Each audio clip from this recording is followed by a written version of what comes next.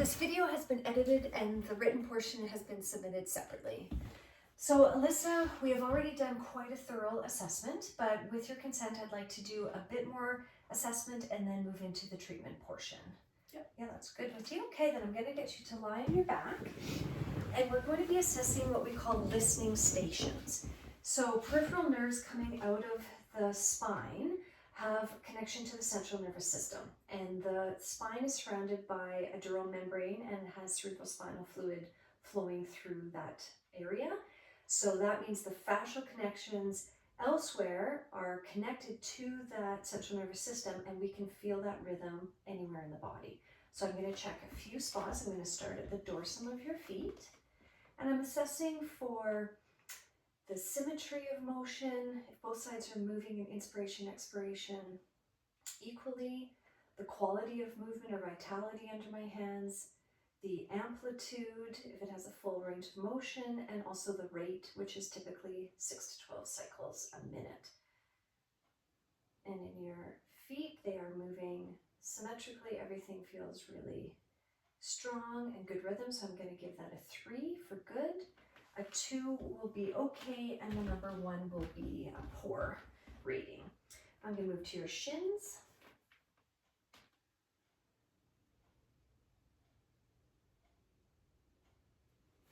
I'm going to give this a 2. The left side is not meeting with the right. It's a much more restricted and has like a limited flexion extension moving comparatively to your right. Move to your thighs. I'm feeling actually the exact same, so that will also be a 2. And the quality of the flow is a bit jagged, so not nice smooth as we'd like. Then up to your ASIS.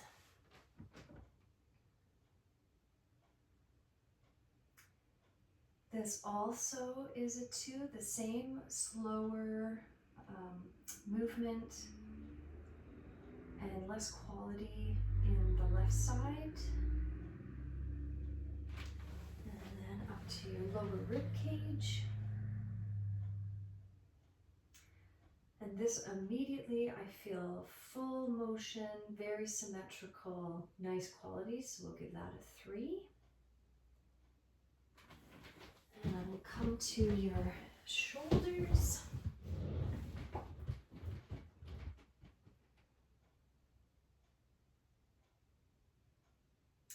And the left side is, again, that has more of the restriction in both the flexion and extension phases. It's a little bit slower, so we'll give that a 2.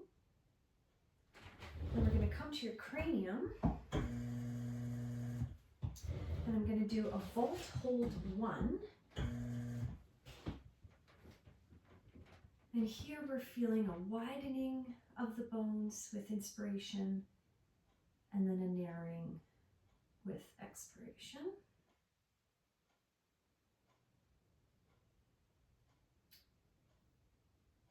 This one, I'll give it a 2. It's almost a 3.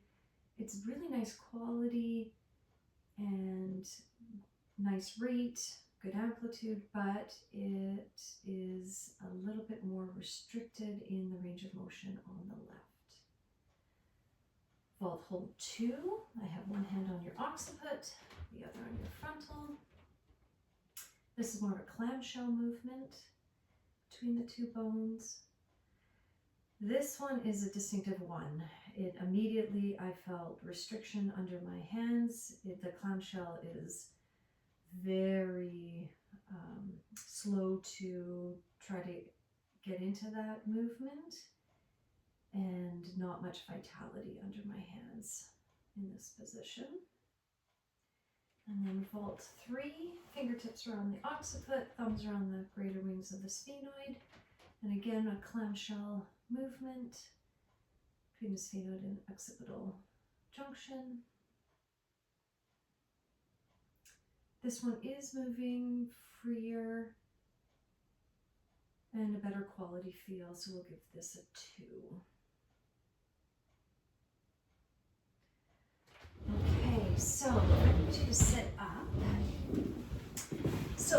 based on your clinical symptoms of jaw, neck, and low back pain, and the thorough assessments that we've already gone through from the manual osteopathic program that I have been studying with, I feel that you have bony restrictions in both your sacrum or pelvis and in your cranium.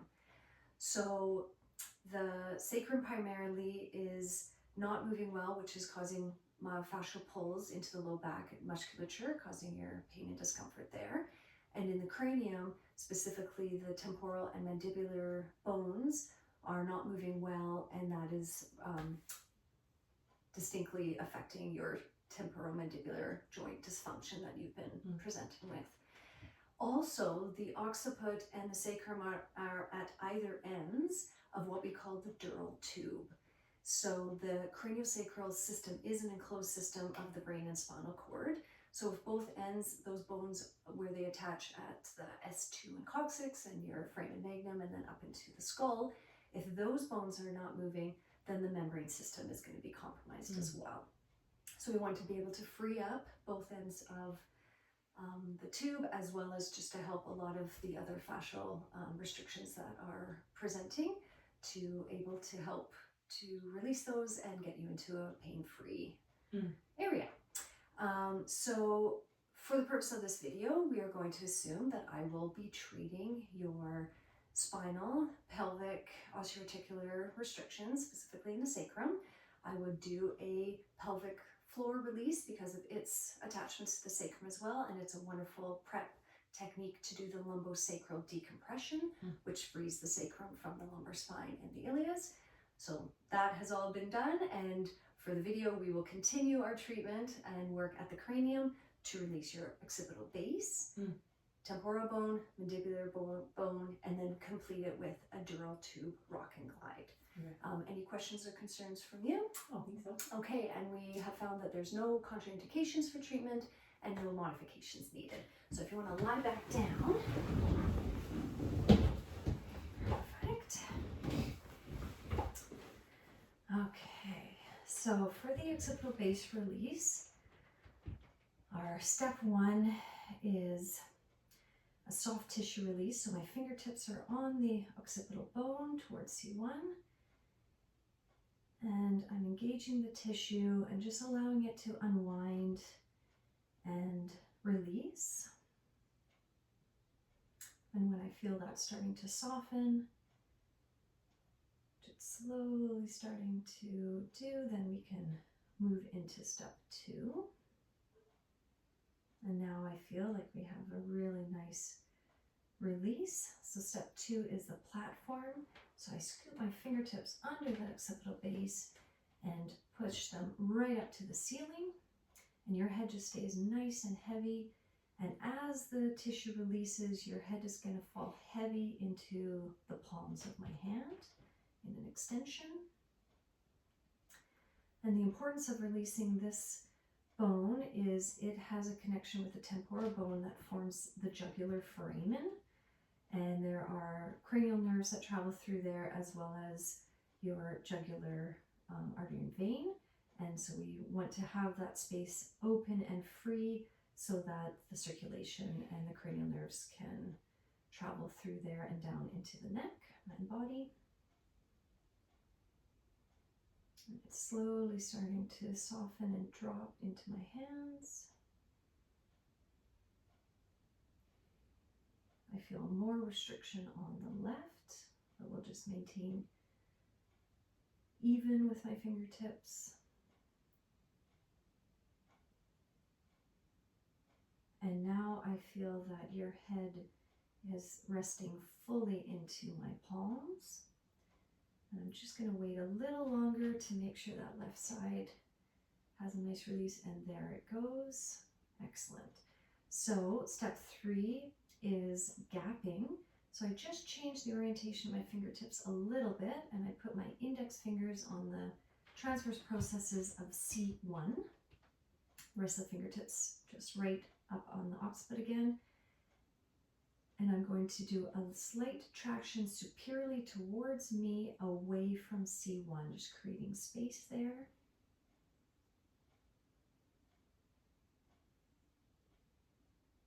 And that's tractioning really nice, really smooth movement. So step 4 is spreading. So I move all my fingertips back to the occipital base, and I am tractioning out laterally with both hands.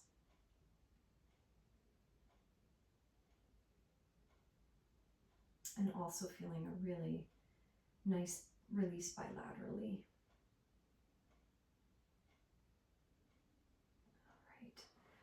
So second, we're going to do your temporal bone. I want to just assess the axis of rotation first. The right immediately has really strong, nice full rotation, but the left is restricted. Yep, very limited rotation. I'm going to just check your, we call it a mastoid wobble, thumbs on the mastoid processes. And the left also feels like I hit a bit of a wall with restriction. So I'm going to have my one hand supporting your occiput but away from the mastoid. And I'm going to grasp the cartilage of your ear close to the occipital mastoid suture. And with a posterior lateral pull, I'm going to just tug on your ear with 5 grams of pressure, so not too much force, and just trying to encourage that suture to release and to free up the temporal bone. And I want to wait to feel for a nice free pull with no tensions holding. And the importance of releasing both the temporal and then the mandible is because it makes up your temporomandibular joint, which is that focalized area of most of your primary concerns for your jaw pain. And there it goes nicely. I feel like I could just keep pulling. No tensions. Wonderful. I'm going to just reassess that mastoid wobble while I'm here. And yes, that has been a full release, not having any restriction in the mastoid. And let's recheck your rotation. And I'm getting movement on the left. So that was successful. Excellent. So for the TMJ compression decompression, my fingertips are at the ramus of your mandible. And I'm just going to compress superiorly into the joint, so towards me, until I hit resistance. And then I hold, allow your body to unwind. And then when I feel that the tissue has responded, it will almost want to push back into my fingers. And I'm starting to get that sensation. It's wanting to push back out of the joint. So I just move my fingertips slightly to have a little more access over the entire ramus, and I decompress inferiorly towards your feet. The left side is more in restriction. It's holding more tension. So we're just going to wait for that tissue to soften and unwind and release. And when it does fully release, it'll almost feel like your whole mandible is wanting to keep going towards your feet.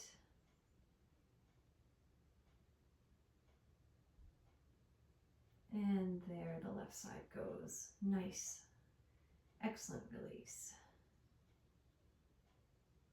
Good. Okay, and so now to finish, we're going to do a dural tube rock and glide. So if you can lift your hips up for me, I'm going to put my hand right on your sacrum and one under your occiput.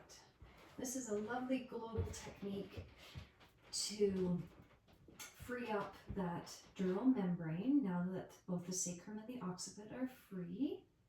So we're going to engage into the rotational movement of that membrane. So with my sacral hand first and enhance that rotational movement, and then up with my occipital hand and the sacrum follows.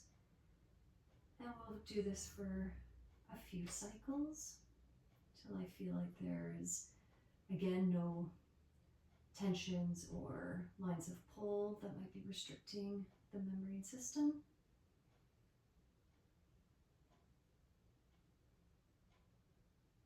And then we're going to do the dural tube slide or glide, which is more engaging the longitudinal fibers of the membrane. So I'm going to bring my occipital cranial hand up more superiorly, and left follows, almost giving it a little nudge at its end range. And then repeating that inferiorly at the sacrum, a little nudge and follow. And when this system, this membrane and tube has been freed, cerebrospinal fluid can flow through the enclosed system a lot better, and that's important for detoxifying your brain and nervous system structures, helps bring nutrients, and enhances your primary respiratory mechanism, which is important throughout your whole body. And I'm feeling a really nice movement, really good flow under my hands. So I'll just do one more cycle.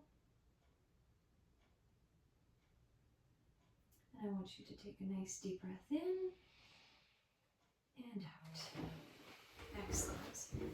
So now to reassess, I'm going to go back to that vault hold 2, because that one was your lowest rating of a 1. And we'll see if having those cranial bones release, if that's made any difference. And yes, immediately I'm feeling much more engagement into that clamshell movement.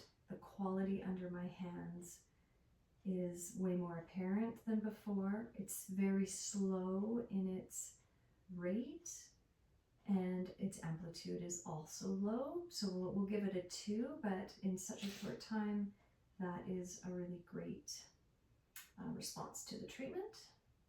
We already reassessed the temporal axis of rotation and the wobble and had seen the improvement there. So now I'm going to recheck the listening station of your shoulders, because that was a low one. The left side is still, I would still give it a 2. I feel like the quality might be a little bit better, but there's still some restrictions of motion for sure.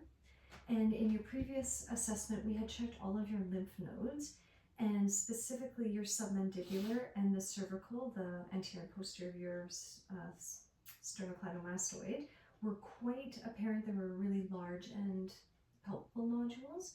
So I just want to reassess those. And very exciting, the submandibular nodes are actually quite a bit smaller than when we had first assessed. So that means even just in a short little treatment session, already your lymphatic circulation is improving in your face. So that is positive. Let's check your cervical. Okay, so cervical nodes are potentially a little less large, but I can still feel them a bit more. So I would probably like to address more fascial restrictions in your neck and upper body in a follow-up treatment to see if we can help clear some of that out. But overall, I feel like we have a good start to our treatment plan, and we'll let your body integrate, and I will see you in about 10 days for a follow-up.